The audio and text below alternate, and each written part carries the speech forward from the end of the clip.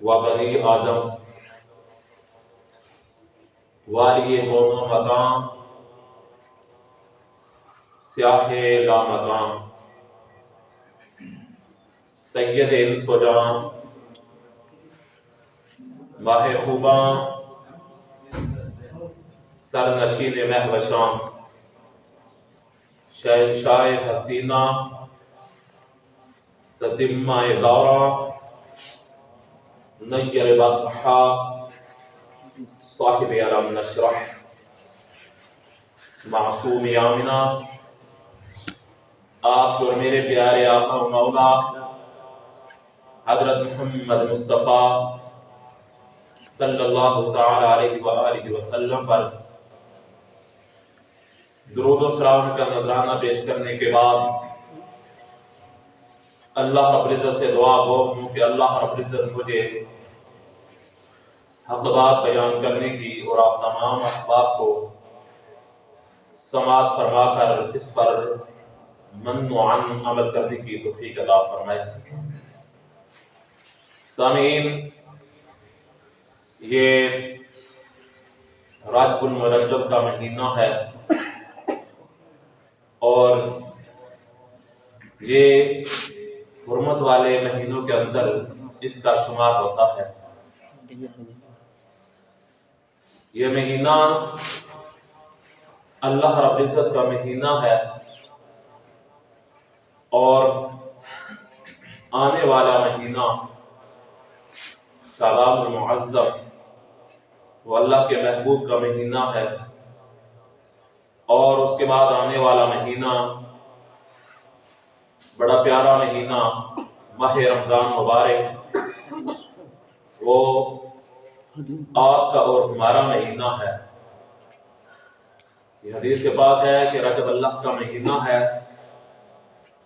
شعبان المعظم اللہ کے محبوب کا مہینہ ہے، اور جو رمضان مبارک کا مہینہ ہے وہ امت کا مہینہ ہے، اس لیے کہ لوگوں کو اپنی سال کی جو ان سے غلطیاں کوتاہیاں ہوتی ہیں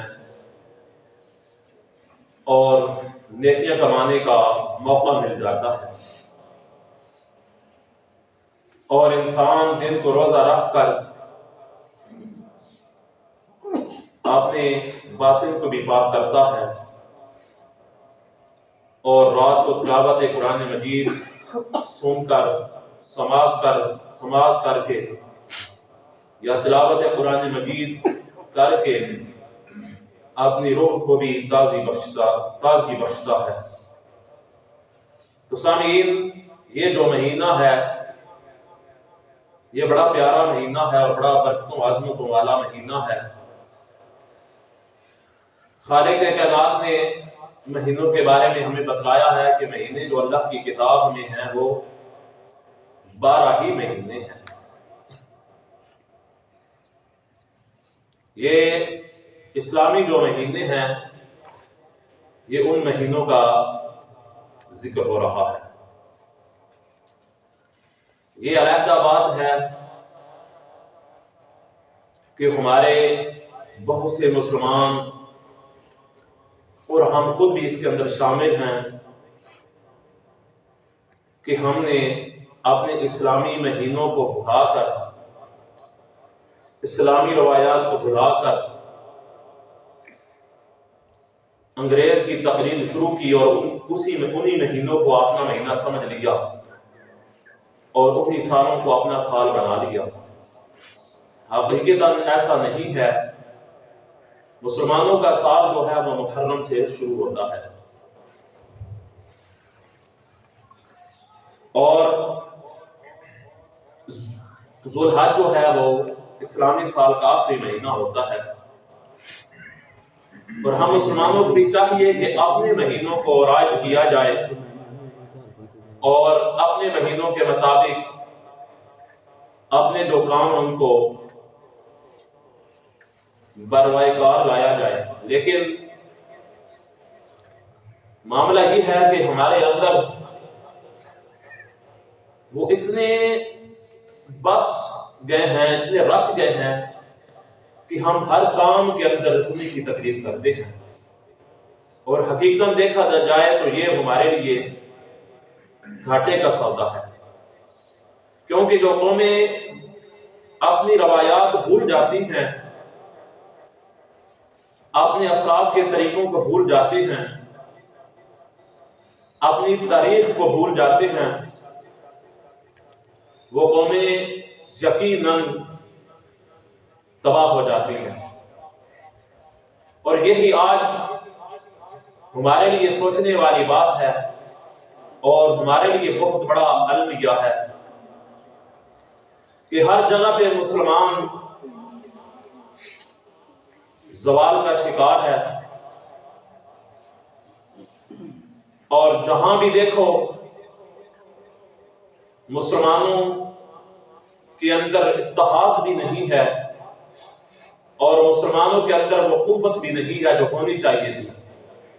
تعداد بھی شک رہے، تعداد میں ہم جتنے بھی رہیں، جب ہمارا اوڑھنا بچھونا، چلنا پھرنا، گفتگو کا انداز، ہمارا طریقہ کار اپنے اسلاف پر نہیں ہے، اسلام کے مطابق نہیں ہے، ہر چیز جب ہم نے غیر مسلموں کی اپنا لی ہے، تو پھر یہی حال ہو رہا ہے جو فلسطین کے اندر ہو رہا ہے، کشمیر کے اندر ہو رہا ہے، روہنگیا کے اندر ہو رہا ہے، برما کے اندر، ہر جگہ پہ مسلمانوں پہ ظلم کے پہاڑ ڈھائے جا رہے ہیں، لیکن مسلمان کا دشمن بنا ہوا ہے۔ اور سب سے بڑی بات یہ ہے کہ یہ جو غیر مسلم قوتیں ہیں، جو بھی ان کے خلاف سر اٹھاتا ہے اس کو کل عدم قرار دے دیا جاتا ہے، اور مسلمانوں کے اندر اتنی حمیت نہیں ہے کہ ان کو اتنا کہہ سکے کہ تم خود ہر قانون کی خلاف ورزی کرتے ہو، لیکن تمہیں کسی نے کل عدم قرار نہیں دیا، کوئی تمہیں دہشت گرد نہیں کہتا۔ مسلمانوں کے اندر اتنی ہمت نہیں ہے۔ اب یہ کون سی بات کریں، کس طرف جائیں؟ فلسطین ایک چھوٹا سا ملک ہے، پوری یہودی قوتیں، طاقتیں، غیر مسلموں کی طاقتیں اکٹھی ہو کے اس پر ظلم ڈھا رہے ہیں، اور بہت سے ایسے اسلامی ممالک ہیں جو ان غیر مسلم کے ساتھ ملے ہوئے ہیں۔ کتنی بڑی سوچنے والی بات ہے کہ بہت سے ایسے اسلامی ممالک ہیں جو ان غیر مسلموں کا ساتھ دے رہے ہیں اور مسلمانوں کے خلاف لڑ رہے ہیں۔ وہ ایک چھوٹا سا ملک ہے یمن، ابھی اس کو چند سال ہوئے ہیں، وہ آزاد ہوا ہے۔ اس سے پہلے سعودیہ کا تسلط تھا، لیکن اب انہوں نے اپنی حکومت بنائی ہے۔ وہ ایک ملک ہے وہ جو کھل کے فلسطین کی حمایت کر رہا ہے۔ اب کل کی خبر تھی کہ امریکہ نے اس کا یمن کے جو حوثی باغی ہیں ان کا نام بھی کل عدم تنظیموں کے اندر شامل کر دیا۔ شرم والی بات ہے امریکہ کے لیے بھی، اور ہمارے جو مسلمان اقوام متحدہ کے اندر بیٹھے ہیں ان کے لیے بھی شرم والی بات ہے کہ وہ یہ نہیں کہہ سکتے کہ ایک قابض ریاست ہے، ناجائز ریاست ہے، اس کی حمایت کے اندر امریکہ اتنا اندھا ہو گیا ہے کہ اس کو معصوم بچے، نہتے مسلمان، معصوم عورتیں، بوڑھی عورتیں، مائیں بہنیں نظر نہیں آتی، بارود برسائے جا رہی ہیں۔ کوئی وہاں ایسا حکمران، کسی کی غیرت نہیں جاگ رہی کہ وہ اس کو یہ کہہ سکے کہ تمہیں شرم نہیں آتی؟ اگر ایک ملک اس کی حمایت میں لڑائی کر رہا ہے یا جنگ کر رہا ہے تو تم اس کو کل عدم قرار دے رہے ہو، کسی کے اندر یہ غیرت نہیں ہے۔ کیوں نہیں ہے؟ کہ ہم نے اپنے اسلاف کے جو بتائے ہوئے اعمال طریقے ہیں ان کو چھوڑ دیا۔ تو بات کہاں سے چلی کہ یہ جو اسلامی مہینے ہیں یہ ہمارے مسلمانوں کے مہینے ہیں، اور ہم نے عیسوی مہینوں کو اپنا مہینہ بنا لیا۔ ان کو پتا ہے کہ ہم جتنا مرضی ظلم کریں، یہ مسلمان کون سے بولنے والے ہیں؟ وہ جو بولنے والے تھے، جو لڑنے والے تھے، وہ تو چلے گئے ہیں۔ اب جو سر اٹھاتا ہے اس کو وہ کچل دیتے ہیں۔ مسلمان دیکھتے رہ جاتے ہیں، پھر آہستہ آہستہ پھر دوسروں کی بیماری آ جاتی ہے۔ اور ہمارے پاکستان کے معاملات یہ ہیں کہ یہ تھوڑا سا عرصہ پہلے ایک ایسا بدبخت بدباطن ملک ہے جس نے حضور علیہ السلام کی شان میں گستاخی کی۔ فرانس، اس ملعون نے، اس صدر نے علن اعلان گستاخی کی ہے سرکاری سطح پر، لیکن ان کے اندر اتنی ہمت نہیں ہے کہ اس کی صرف مذمت ہی کر دے۔ جو حکمران آتا ہے وہ ان کے جا کر قدموں میں بیٹھتا ہے۔ سمجھ نہیں آتی کہ ان سے کیا ملتا ہے، ان کے ساتھ جفیاں ڈالتے ہیں، ہمت نہیں ہوئی۔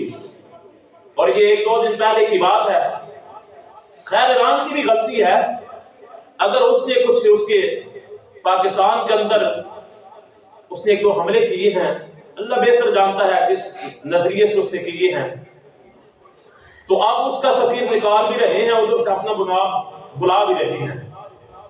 ایک مسلمان ملک ہے، اب پاکستان کی سالمیت کی بات آئی ہے تو سفیر نکل بھی گیا ہے اور سفیر کو بلایا بھی جا رہا ہے اور قطع تعلقی بھی کیا جا رہا ہے۔ اور دوسری طرف جب ناموس رسالت کی بات تھی، آقا کی عزت کی بات تھی، تو یہی ہمارے ملک ہے جو آج بڑے بڑھ چڑھ کی گفتگو کر رہی ہیں، ایران کے خلاف محاذ کھولا ہوا ہے۔ یہی ان کی زبانوں کو تالے لگے ہوئے تھے فرانس کی مذمت کرنے کے اندر۔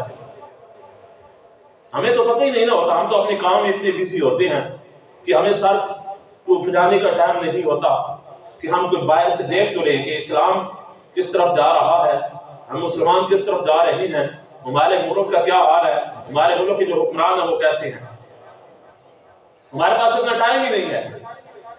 پھر جب الیکشنوں کی باری آتی ہے تو پھر ہم آرام سے چلو یار ایک گاڑی جو ضائع ہونی ہے وہ چھٹیوں کے اندر ہے، وہ 2000 لے لیا اور ووٹ دیکھ کر آ جاتے ہیں۔ یہی ہمارے زندگی کا طریقہ کار چل رہا ہے، چلو گزر رہی ہے۔ اور ایک بات یاد رکھنا، یہ جو زندگی گزار کے جا رہے ہیں نا، ہم آج تو کہتے ہیں نا ہمیں کسی سے نہ لینا نہ دینا، ہمارا تو زندگی کا پہیہ چل رہا ہے، ہمیں کون سا فرق پڑتا ہے؟ یہ بڑا فرق پڑتا ہے۔ یہ زندگی چند لمحے کی زندگی ہے، چند سال کی زندگی ہے، اس زندگی نے ختم ہو جانا ہے۔ پھر اسی آقا نے آنا ہے جس کی ناموس کے لیے آج ہمارے پاس بولنے کے لیے وقت نہیں ہے، جس کے ناموس کے لیے نکلنے کے لیے ہمارے پاس وقت نہیں۔ ہم اپنے حکمرانوں کو جھنجھوڑ لیں، کتنے سالوں سے یہ حکومت کر رہی ہیں، لیکن پھر بھی آج دیکھ لوگ ماشاءاللہ بس سمجھدار ہیں، باشعور ہیں، سمجھتے ہیں۔ یہ حکمران کتنے سال ہو گئے، یہ 2-3 پارٹیاں جو ہے حکومت کر رہی ہیں، اور دن بدن آج تک ابھی سنا ہے کہ پاکستان پہ قرضہ کم ہوا ہے، بڑھتے جا رہا ہے۔ یہ پچھلے دنوں ایک رپورٹ بتا رہے تھے کہ 2.5 لاکھ روپیہ ہر بچہ، جو بچہ ابھی 1 دن کا ہے پیدا ہوا ہے، اس میں بھی 2.5 لاکھ قرض ہے۔ یہ پاکستان کی بات کر رہے تھے۔ یار یہ بات سوچنے والی ہے، سمجھ نہیں آتی۔ عوام کا ایک بچہ 2.5 لاکھ کا مقروض ہو گیا ہے، اور حکمرانوں کے پاس اتنی دولت ہے کہ ان کے بچے باہر کے ملکوں میں سیر کر رہے ہیں۔ ہمارے لیے ہم نے بچہ بھیجنا ہوتا باہر سعودیہ یا کسی یورپ ملک تو بڑی دور کی بات ہے۔ ہم پتہ کتنے سال کمائی کرتے ہیں، کمیٹیاں ڈالتے ہیں، تو پھر وہ ایک بچہ ہم باہر بھیجتے ہیں کہ یار یہ باہر سیٹل ہو جائے گا، یہ گھر کے حالات ٹھیک ہو جائیں گے۔ یہ ہر گھر کا معاملہ ہے نا، کتنی تک دو کر کے آگے نصیب کی بات ہے، وہ وہاں جا کر سیٹل ہو جائے یا نہ ہو، وہ بات کا معاملہ ہے۔ لیکن یہی حکمران ہیں، ان کی باہر کے ملک، ان کے بچے دن بدن امیر ہوتے جا رہے ہیں، اور باہر کے ملکوں میں ان کے محلات ہیں، اور ہمارے یہاں لوگ ایک ایک کمرے کے لیے ترس رہے ہیں۔ لیکن پھر بھی بات یہ، اب یہ آ رہے ہیں نا الیکشن ہے، ہم پھر بھی لڑائیاں لے لیتے ہیں اپنے رشتہ داروں سے، اپنے عزیزوں سے، بھائی شیر کو ووٹ دے، تو بھائی بلے کو دے، تو تیر کو دے، اور ان کے لیے لڑ رہے ہوتے ہیں جنہیں ہمارا خیال بھی نہیں ہے۔ یہ پیچھے تھوڑا سا پہلے حکمرانوں نے قرضہ لیا ہے، وہ جو قرض لیا اس میں سے آپ کو کسی کو فائدہ پہنچا ہے؟ کوئی چیزیں آپ کو سستی ملی ہیں؟ کسی کو بھی نہیں ملی ہوں گی، لیکن اس کے باوجود ہم اپنے رشتے گوا دیتے ہیں۔ تو یہ ہمارے لیے بڑی سوچنے والی بات ہے۔ تھوڑا سا سوچ لیا کریں کہ ہم کن لوگوں کو منتخب کر رہے ہیں جنہیں ہمارا خیال ہی نہیں ہے، اور ان کے پاس افسوس اس بات کا ہوتا ہے 90,000 کی کتنی گاڑیاں ہیں جن کا پیٹرول ہر چیز فری ہے۔ یہی تو ہماری تباہی کا سبب بن رہے ہیں۔ اور پچھلے دنوں ادھر ایک حکمران آیا ہوا تھا، بھی وہ حکومت میں بھی نہیں ہے، اس کے ساتھ تقریباً کوئی 20-25 گاڑیاں تھی اس کی سیکورٹی کے لیے۔ اب وہ جو جتنی سیکورٹی تھی وہ ان کی جو تنخواہ ملتی ہے نا، وہ جو گارڈ تھے وہ بھی حکومت کے کھاتے سے، جو ان گاڑیوں کا پیٹرول جل رہا تھا وہ بھی آپ اور ہمارے خون کی جو کمائی ہوتی ہے اس سے نچوڑ کے وہ اس میں ڈلتا ہے، لیکن ان کو احساس نہیں ہوتا۔ اب یہ دل کے اندر، انسان کے دل کے اندر خیال جاتا ہے کہ یار مولوی صاحب بھی ہر جمعہ المبارک ہمیں ایسے کہتے رہتے ہیں، ہم اس میں کیا کر سکتے ہیں؟ جاتا ہے نا خیال۔ جب ہم خود ٹھیک ہو جائیں گے، وہ کسی نے حجاج بن یوسف کو کہا تھا نا کہ یار تو رعایا پہ اتنا ظلم کرتا ہے، تجھے احساس نہیں ہوتا؟ اس کے بارے میں آتا ہے کہ اس نے 90,000 لوگوں کو قتل کروایا، اتنا سخت تھا۔ یہ قرآن پاک کے اوپر جو اعراب لگے ہوئے نا، زبریں، زیریں، پیشیں، جزم، شاد و مد، یہ اسی حجاج بن یوسف نے لگوائی تھی۔ اس سے پہلے یہ زبریں زیریں نہیں تھی، اس کے بعد یہ حجاج بن یوسف نے لگوائی تھی۔ یعنی کہ وہ لوگ اگر یہ کام بھی کرتے تھے تو ظالم ہوتے تھے، تو لوگ پھر بھی ان کو ظالم کہتے تھے۔ ہمارے ہاں تو ہمت ہی نہیں نا کسی کو ظالم کہہ لے۔ تو اس کو کسی نے کہا تھا کہ تو اتنا ظلم کرتا ہے، کل خدا کو کیا جواب دے گا؟ تو اس نے کیا کہا تھا؟ اس کو بتایا گیا کہ عمر بن خطاب کی تو پڑھ، وہ بھی خلیفہ رہے ہیں، حضرت ابوبکر بھی خلیفہ رہے ہیں۔ تو اس نے کہا تھا تم ابو ذر جیسی رایا بن جاؤ، میں عمر بن خطاب جیسا حکمران بن جاتا ہوں۔ تو بات کرنے کا مقصد یہ ہے کہ ہمارے اعمال ہی اتنے ایسے ہیں، ناموس رسالت کے نکلنے کے لیے ہمارے پاس ٹائم نہیں ہے۔ اور یہ مہینہ کون سا ہے؟ معراج کا مہینہ ہے، رجب کا مہینہ ہے نا۔ ہم کہتے ہیں حضور علیہ السلام کو معراج ہوئی ہے، اللہ کا دیدار کیا ہے، اللہ نے مسجد حرام سے مسجد اقصی کی سیر کروائی ہے ایک رات کے اندر۔ تو اللہ پاک یہی انسان کو مخاطب کرتا ہے کہ تو چاہتا ہے کہ تجھے بھی معراج ہو، کہ تجھے بھی معراج نصیب ہو جائے تو نماز پڑھا کر۔ انسان کی معراج کیا ہے؟ مومن کی معراج ہے نماز۔ تو نماز ہم کتنی پڑھتے ہیں؟ حضور علیہ السلام کے ناموس پہ کتنا پہرا دیتے ہیں؟ اور ہمیں یہ بھی نہیں پتا ہوتا۔ یقین کریں کہ آج کون سا ملک ہے، یہ پچھلے دنوں چند دن پہلے کی بات ہے، نیدرلینڈ نے پھر گستاخی کرنے کی کوشش کی ہے، قرآن پاک کو جلانے کی کوشش کی ہے۔ اور ایسے بھی نوجوان اللہ تعالیٰ پیدا فرما دیتا ہے نا، ہر دور میں حق بھی رہا ہے، باطل بھی رہا ہے، اور باطل کو مٹانے کے لیے حق والوں نے قربانیاں بھی دی ہیں۔ یہ شروع سے اسلام کی تاریخ گزری ہے۔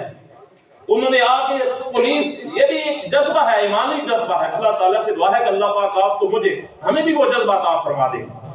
ہم نے تو صرف زندگی کا مقصد یہ بنا لیا ہے کہ ہم نے بس اپنا نظام چلانا ہے، بس اس کے بعد چلے جانا ہے۔ یقین کرنا آگے جا کے حساب ہونا ہے، بھائی میں نے زندگی دی تھی تمہیں، اور میرے محبوب کی ناموس پہ حملے ہوتے رہے ہیں۔ سب سے پہلے جو حضور علیہ السلام کے بعد ناموس پہ پہرا دیا نا، حضرت ابوبکر صدیق رضی اللہ تعالیٰ عنہ نے دیا، مسلمہ بن کذاب کے خلاف۔ حضرت خالد بن ولید کہتے ہیں کہ میری کسی جنگ میں کوئی تلوار نہیں ٹوٹی، اس جنگ میں 12 تلواریں ٹوٹی۔ یہ مسلمہ کذاب کے ساتھ ہوئی تھی، وہ بھی حضور علیہ السلام کی ناموس کا معاملہ تھا۔ لیکن آج ہم سمجھتے ہیں اس چیزوں کو نہیں ہے۔ تو بات یہ کر رہا تھا کہ ایک جو زندگی ہم نے گزاری ہے نا، اس کا حساب ہونا ہے آگے جا کے، کہ تم نے زندگی گزاری ہے، اس زندگی کے اندر میرے لیے یا میرے محبوب کے لیے کیا کیا ہے، کتنی نمازیں پڑھی ہیں، کتنا لوگوں کا خیال کیا ہے، زندگی کن کاموں میں گزاری ہے۔ یہ زندگی کیا ہے؟ اللہ کی امانت اللہ نے دی ہوئی ہے، اور کسی کو اتنا پتہ بھی نہیں ہے کہ زندگی کا ختم ہو جانی ہے۔ تو پھر ہم نے آگے چلے جانا ہے، پھر پیچھے سے ہم دعائیں کرتے رہیں گے۔ آج وقت ہے، جب ہمارے پاس وقت ہے کہ ہم خود کچھ عمل کر لیں، ایسے نیک اعمال کر لیں، آگے جا کر ہمیں جو ہے وہ شرمندگی نہ اٹھانی پڑے۔ پھر پیچھے سے اولاد بڑا اہتمام کرتی ہے، وہ بعد میں پڑھنے والی اور معاملات ہیں۔ وہ خالق کائنات ہے، کسی کا قبول فرما لے تو فرما لے، دعا کرنی چاہیے، لیکن انسان جب اپنی زندگی کے اندر اعمال کرے گا تو ان کا اور ثواب ملے گا، جو بعد میں کیے جائیں گے ان کو اور ثواب ملے گا۔ اس لیے سامعین، ہم نے اپنے اسلاف کے طریقوں کو چھوڑ دیا ہے۔ ہمارے اسلاف کے جو طریقے ہیں، یہ سادہ سی مثال ہے کہ یہ مہینے ہم کون سے، ان عدت اشہر کا میں ذکر کر رہا تھا کہ ہمارے اسلامی مہینے ہیں۔ آپ اتنے لوگ بیٹھے ہیں ماشاءاللہ، نوجوان بچے بیٹھے ہیں، بوڑھے بیٹھے ہیں، تو میں کسی سے پوچھوں نا کہ جو اسلامی مہینے ہیں بہت کم لوگ جانتے ہوں گے ایسے، الحمدللہ آپ سب سمجھدار ہیں، جانتے ہوں گے۔ کسی نے پوچھنا کہ یہ اسلامی سال کے جو مہینے ہیں ان کے نام بتا دو، تو بہت کم لوگوں کو آتے ہوں گے اسلامی سال کے مہینوں کے، کہ ہمارے جو اسلامی مہینے ہیں ان کے نام بھی یقین کریں بہت کم لوگوں کو آتے ہیں۔ اسلامی یہ کتنی سوچنے والی بات ہے، ہم نام کے صرف مسلمان ہیں، ہمیں اپنے مسلمانوں کا بڑوں کا کوئی پتہ نہیں ہے کہ ہماری اسلام کی تاریخ کیا ہے۔ تھوڑا تھوڑا تاریخ کا مطالعہ کیا کریں، اسلام کی تاریخ کیا ہے، ہمارے اسلاف نے کس طرح قربانیاں دی ہیں، اور یہ جو دین ہم تک پہنچا ہے، یہ تھوڑا تھوڑا مطالعہ کیا کریں۔ یہ انگریزوں کو چھوڑیں، ان کی اپنی تاریخ، ہماری اپنی تاریخ ہے۔ جب ہم اپنی تاریخ پڑھیں گے نا تو پھر ہمارا جو جذبہ ایمانی ہے نا وہ جوش مارے گا۔ جب ہم نے پڑھنی غیروں کی کتابیں ہیں تو پھر وہ جو ہمارے جذبہ ہوگا وہ بھی ختم ہوگا۔ اب ہمیں امن کا درس دیا جا رہا ہے، ہمیں ہی امن کا درس دیا جا رہا ہے۔ اسرائیل، امریکہ اس دن رات ظلم و ستم ڈھا رہے ہیں، ان کو کوئی امن کا درس نہیں دیتا۔ صرف اس لیے ہمیں درس دیا جا رہا ہے کہ ہم صرف یہ جو جہاد ہے اس سے پیچھے ہٹ جائیں۔ ٹھیک ہے، اسلام امن کو درس دیتا ہے، لیکن جہاں جنگ لازم ہو وہاں جنگ بھی کرنی پڑتی ہے۔ آج جو وقت ہے، آج مسلمانوں کا نکلنے کا وقت ہے، لیکن آج مسلمان گھروں میں بیٹھے ہوئے ہیں، وہ ہمارے ہی بھائی ہیں۔ حضور علیہ السلام نے فرمایا تھا نا کہ مسلمان ایک جسم کی مانند ہے، ایک اگر جسم سے بال اکھیڑا جائے تو سارے جسم کو درد ہوتی ہے۔ یہی مسلمانوں کا حال ہونا چاہیے، لیکن کیونکہ ہمارے درمیان اتحاد نہیں رہا، ہمارے اسلاف کے جو طریقے بدعتوں کو ہم نے چھوڑ دیا ہے، تو آج اس لیے ہم جو ہے پریشان ہیں، اور دن بدن مسلمان جو ہیں وہ زوال کا شکار ہوتے جا رہے ہیں۔ آپ بھی دعا کریں، میں بھی دعا کرتا ہوں کہ اللہ رب ہمیں اپنے اسلاف کے طریقوں پر چلنے کی توفیق عطا فرمائے، اور مسلمانوں کو اللہ رب عروج عطا فرمائے، اور صحیح معنوں کے اندر دین پر چلنے کی توفیق عطا فرمائے۔ وآخر دعوانا الحمدللہ رب العالمین۔